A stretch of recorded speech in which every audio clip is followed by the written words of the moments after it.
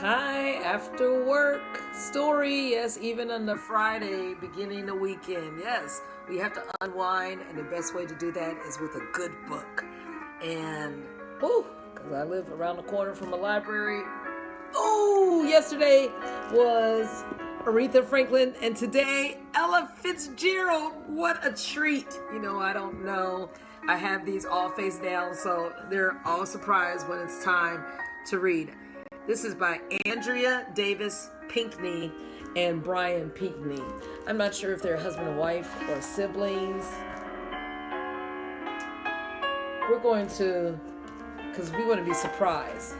So the tale of a vocal virtuosa. I was going to read a teaser, but okay, maybe a little bit. I want to hear the story of a small town girl whose talent and courage made her the first lady of song, the shy orphan whose velvet ribbon voice was its own instrument. Yeah, we know our voices are our instrument. Vocal, voice box, esophagus, and all the larynx, everything produces sound. Well, that's an instrument. Well, sit back, listen up. Here's the true tale of the Queen of Scat. The one and only Ella Fitzgerald. She began her life as a singer on the stage of the famous Apollo Theater when she was just 17 years old. Her rich voice and vocal innovations brought her international fame and a remarkable career that spanned over a half a century, over 50 years. Acclaimed author Andrea Davis Pinkney tells Ella's inspiring story in the voice of Scat Cat Monroe, a feline fan whose imagined narrative sings with the infectious rhythms of scat. Two-time Caldecott Honor recipient Brian Pinkney's dramatic perspectives and fantastical images offer a jazzy improvisation of their own. Okay, they didn't tell their relation. They have collaborated, and the Pinkneys, okay, I guess they're husband and wife. They live with their two children in New York City, and this was 21 years ago, 2002. So, let's go. For Chloe and Dobbin and our little scat cats. That's the dedication page. All right, let's do it, guys. Oh my goodness. Oh, this might be a part 2. We might have to finish this tomorrow. So part 1, part 2. Okay, let's look at this.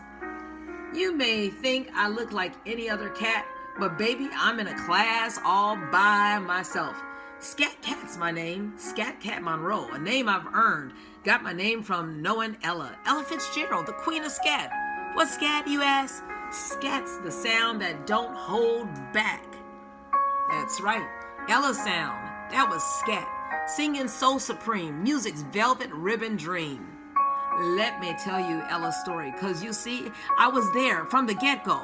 I saw it all, me, Scat Cat Monroe. I watched Ella go from a small-town girl to the first lady of song, to a vocal virtuoso, bar none. Who was the Queen of Soul? So we learned about the Queen of Soul, and then now we are learning about the first lady of song. Yeah, wow, this is wonderful. So sit back, listen up. Here's 4 tracks, cut to cut. Here's how Ella got her sound, got her silken silver style, got her lady Ella Scat. All right, Scat Cat Monroe, take us to the stories. Ooh, look at this. Look at that. Oh my goodness. Look at that cool car. Hoofing in Harlem, track 1. The child's name was Ella. She was a big bone girl with dreams of becoming a dancer. But there weren't many dance schools in Yonkers, New York, the little city where Ella Fitzgerald and her mother Tempe lived. Ella had her heart set on pretty stepping her way to fame, and she didn't need a dance school to do it. She taught herself to tap dance. Didn't know that. Self-taught dancer. Well, we know that so many people are self-taught, just like Aretha Franklin never had, to my knowledge, formal lessons, but she taught herself. Yeah, it's the genius. Determination was her teacher. The sidewalk was her stage. Imagination was her spotlight. In time, Ella and her friends took to performing on street corners. When Ella's neighbors saw her go, they told Ella to strut her shuffle in Harlem, to take her hoofing to New York, the big city where dreams really do come true. Didn't know that she was a dancer at first. Then a singer and a scat artist. How interesting. Look at this. Whoa, look at her. Oh, she's belting out something. That's when Harlem became Ella's stomping ground. On the night of November 21st, 1934, Ella entered a talent contest at the Apollo Theater. She was 17 and scrubbed clean down to her toe jam. But as soon as Ella saw the footlights, her feet failed her. She stood front and center, knees knocking, teeth clacking, a wannabe with a stomach full of butterflies. She was nervous. Oh no. And the girl was hardly dressed to impress. She wore work boots and hand-me-downs. Luckily, Ella was thinking on her toes. She refused to be booed back to Yonkers, so she started to sing. At first, her voice came quiet as a whisper, a measly little hiss, soft as a cricket. But when the band joined in, Ella wrote out a tune sweet enough to bake.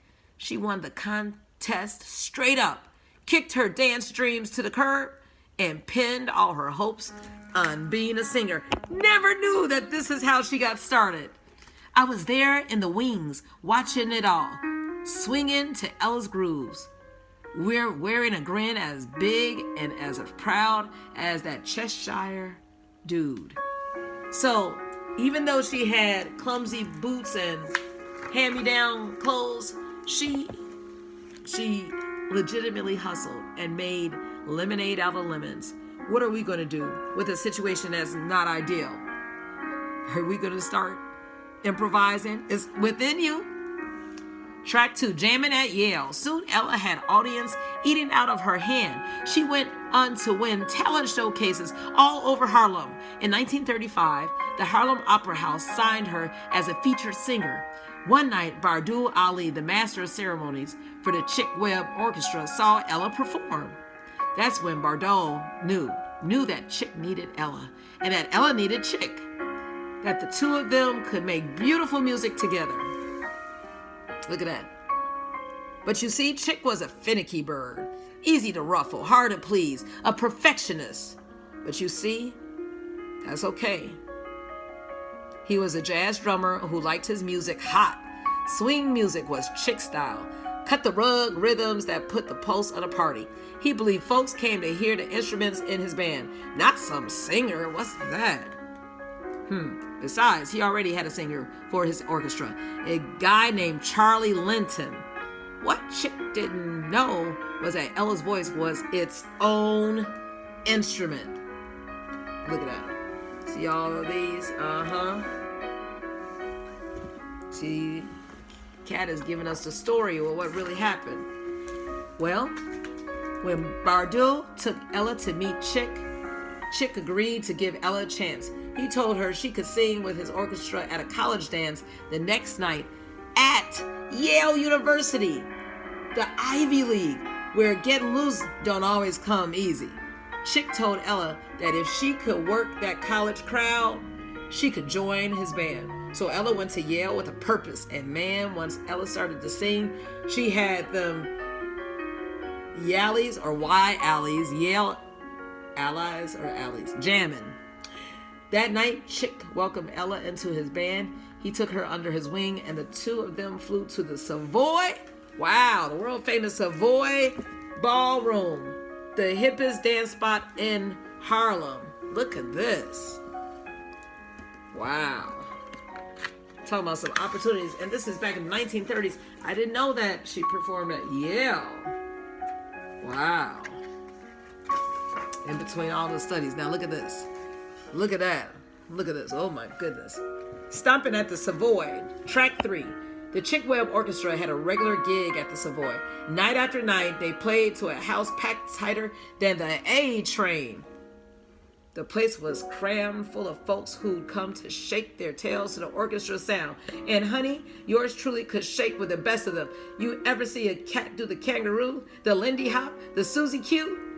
Those were the moves we danced at the Savoy. Dance while Ella belted from the bandstand. It was Chick's drumming that pulled people onto the dance floor. It was Ella singing that kept them there. Ella was not like other highfalutin singers. She never forgot where she came from. She remembered that her first work as a performer had been on the street. After Ella sang, she stepped down from the stage and danced with her fans.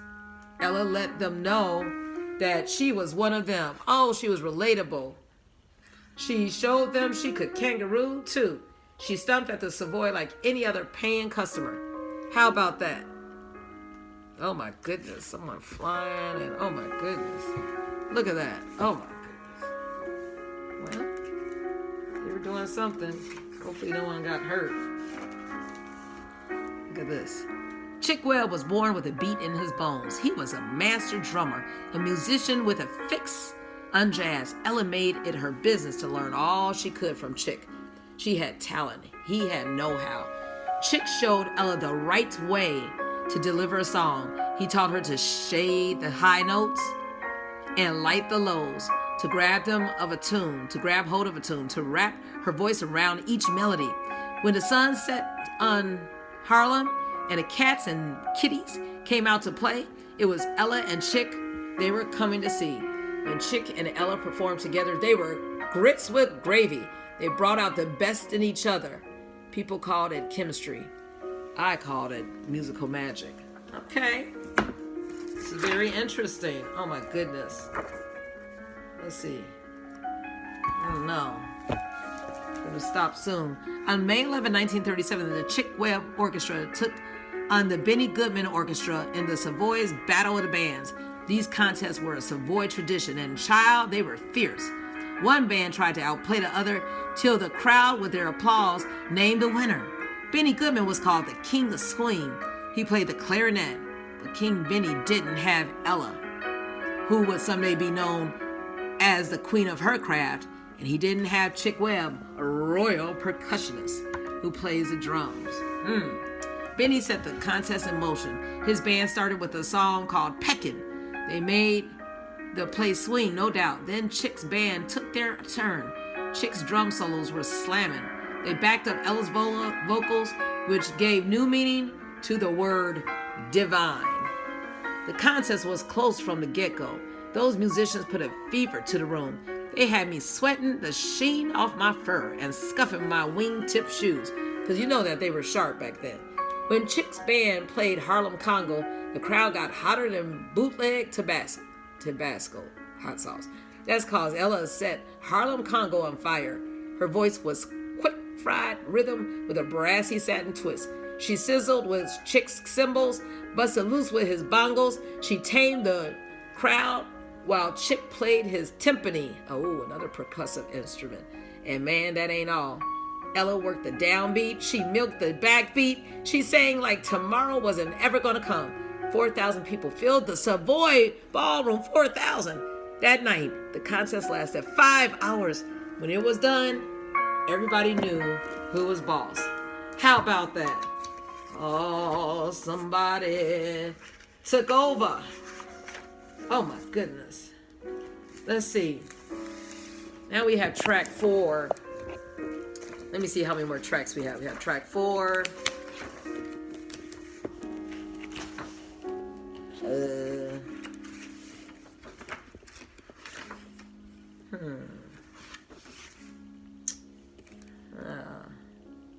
I think we might just stop there. The contest lasted for 5 hours. When it was done, everybody knew who was boss. I think we should stop there, because then we can open up with Carnegie Hall Scat, and that's a big deal. So, woo, you're talking about Miss Ella Fitzgerald. Yes, commanding respect, R-E-S-P-E-C-T. Well, we're going to finish tomorrow, but I hope you think about what you can make that is not ideal and make it better. Like I said, she didn't have the best clothes, the best boots, but look at her now. Woo! Or look at her then. So let's examine that in our own lives, and I hope you have a wonderful evening reflecting and making great things more beautiful. All right. Thank you, Miss Ella Fitzgerald, and have a good evening.